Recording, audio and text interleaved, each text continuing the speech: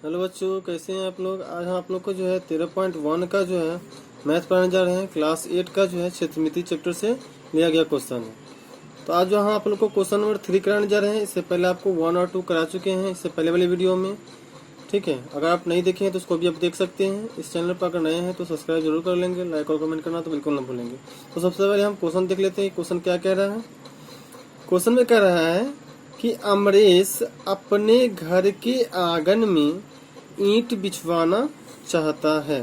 ठीक है, यदि आंगन की लंबाई 200 मीटर और चौड़ाई 150 मीटर हो तो एक ईंट की लंबाई 25 सेंटीमीटर और 80 सेंटीमीटर हो तो उस आंगन में कितनी ईंटें लगेगी। ठीक है, तो जिस तरह से आकार जो दिया गया है आंगन का कि 200 मीटर लंबा और 150 मीटर चौड़ा, तो इस तरह से लग रहा है कि आयताकार आंगन है। ठीक है, तो सबसे पहले हम एक आंगन का चित्र बना लेते हैं। आंगन का चित्र जो है इस तरह से जो है एक आयताकार आकार का होगा। ठीक है, ये जो है ये आंगन है। ठीक है, इस आंगन की लंबाई जो है आपके प्रश्न में जो दिया गया है कि 200 मीटर चौड़ा है, 200 मीटर लंबा है, 200 मीटर लंबा है और 150 मीटर क्या है, चौड़ा है। ठीक है, तो आंगन की लंबाई चौड़ाई जिस तरह से दिया गया है वो आंगन किस आकार का होगा, आयताकार आकार का होगा।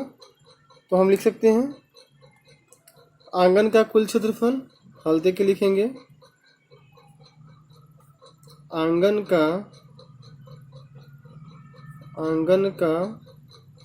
कुल क्षेत्रफल, आंगन का कुल क्षेत्रफल।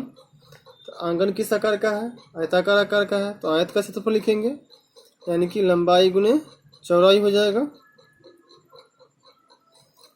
तो लंबाई आपका दिया गया है 200 और चौड़ाई 150 मीटर दिया गया है।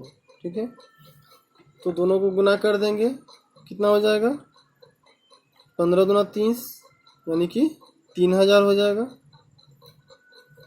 तो क्या हो जाएगा, 3000 वर्ग मीटर। तो आंगन की लंबाई चौड़ाई जो है आपका मीटर में है, जबकि ईंटे की लंबाई चौड़ाई जो है सेंटीमीटर में है। ठीक है, अब हम जो है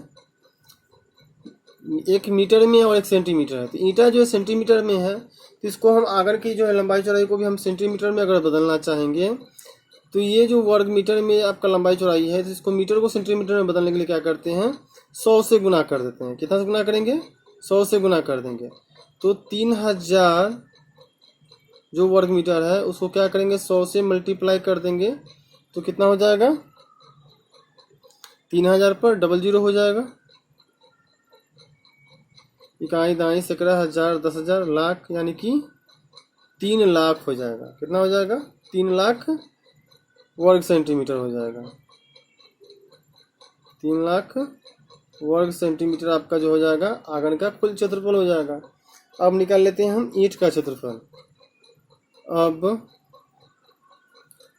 ईंट का क्षेत्रफल, ईंट का क्षेत्रफल,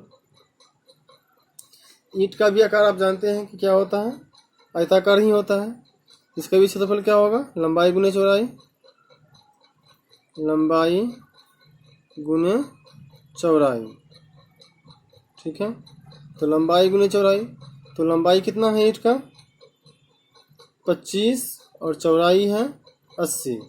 ठीक है, तो क्या करेंगे, 80 को 25 से गुना कर देंगे, तो कितना हो जाएगा, 25 अठे 200 होता है और उस पर क्या हो जाएगा, एक जीरो बैठ जाएगा, तो 2000 वर्ग सेंटीमीटर हो जाएगा, क्योंकि ईंटे की लंबाई चौड़ाई जो है सेंटीमीटर में ही दिया गया है। ठीक है, अब हमको कह रहा है क्वेश्चन में, अब तो हम आंगन का कुल क्षेत्रफल निकाल ही लिए हैं, ईंट का भी क्षेत्रफल निकाल लिए। अब पूछ रहा है कि आंगन में जो है कुल कितनी ईंटें लगेगी।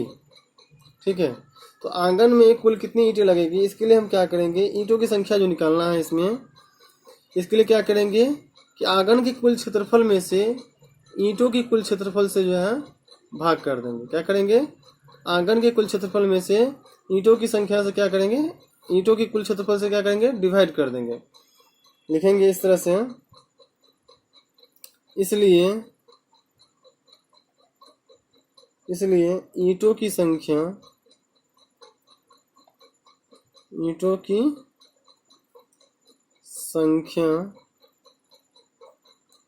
बराबर,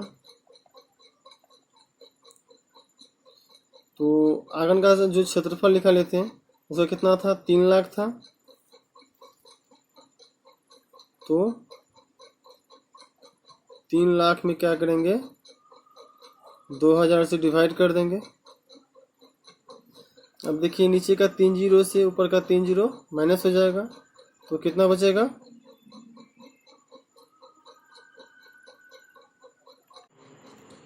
सॉरी यहाँ पर जो है, यहाँ पर 3 पर 4 जीरो होगा, ठीक है। यहाँ गुना करने में मिस्टेक हो गया, क्योंकि 15 गुना 30 होता ही, और 3 जीरो यहाँ पर बैठता, तो 30 क्या उतना हो जाएगा, 30,000 हो जाएगा, ठीक है।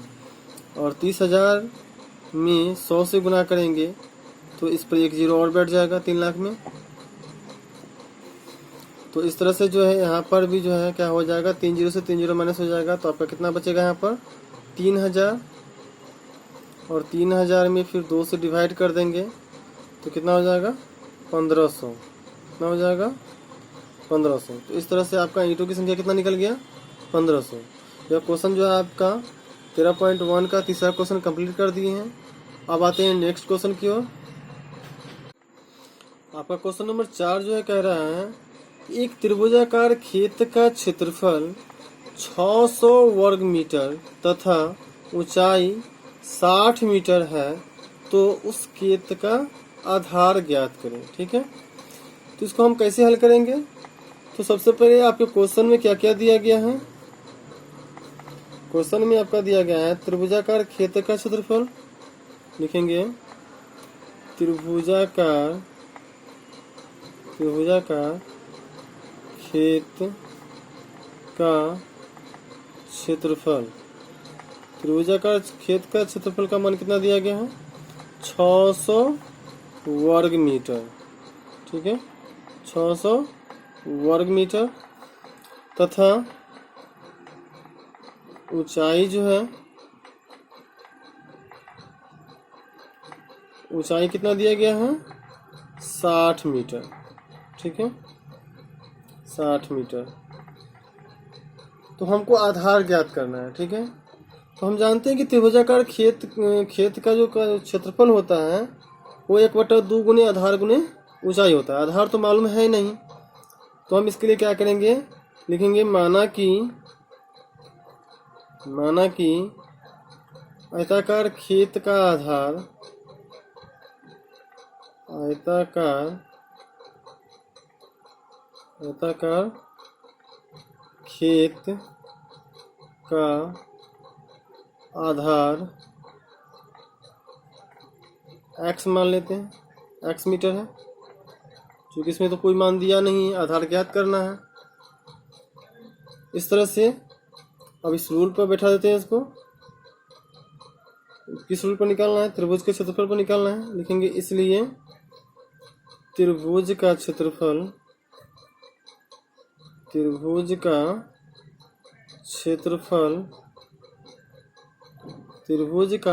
का रूल होता है 1/2 गुने आधार गुने ऊंचाई, ठीक है।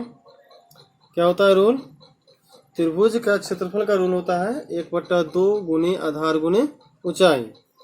तो आपके प्रश्न में जो है त्रिभुज का क्षेत्रफल का मान दिया गया है कितना, 600 वर्ग मीटर, कितना दिया गया है, 600 वर्ग मीटर, तथा जो है बराबर के बाद 1/2 लिखेंगे, क्योंकि रूल होता है 1/2 गुने आधार गुने ऊंचाई, और क्षेत्रफल का मान लिख दिए 600 गुने आधार हम क्या माने हैं x, और ऊंचाई तो आपको पता ही है इसमें दिया हुआ है 60 मीटर, ठीक है। इस तरह से हम क्या करेंगे कि 600 बराबर 1 को x से गुना करेंगे x हो जाएगा, और 60 को x से गुना करेंगे तो 60x बट्टा क्या हो जाएगा 2, ठीक है। अब क्या करेंगे, इसको क्रॉस मल्टीप्लाई गुना कर देंगे। क्रॉस मल्टीप्लाई गुना करेंगे तो क्या हो जाएगा, 1 को 60x से गुना करेंगे तो 60x ही होगा, और बराबर 600 को 2 से गुना करेंगे, कितना हो जाएगा 1200। 600 दूना 1200 होता है। इस तरह से हम x का वैल्यू निकालेंगे, लिखेंगे, इसलिए x बराबर कितना हो जाएगा 1200 बट्टा 60। ठीक है, 1200 बट्टा 60। एक जीरो से एक जीरो काट देंगे, 6 दूना 12 काट देंगे, और एक जीरो बच रहा है तो क्या हो जाएगा 20 मीटर। ठीक है, तो इसका आधार कितना निकल गया 20 मीटर। यही आपका क्या हो जाएगा, आंसर हो जाएगा। इस तरह से आपका जो है एक्सरसाइज 13.1 का 3-4 बता दिए, और इससे पहले वाली वीडियो में आपको 1-2 भी बता चुके हैं।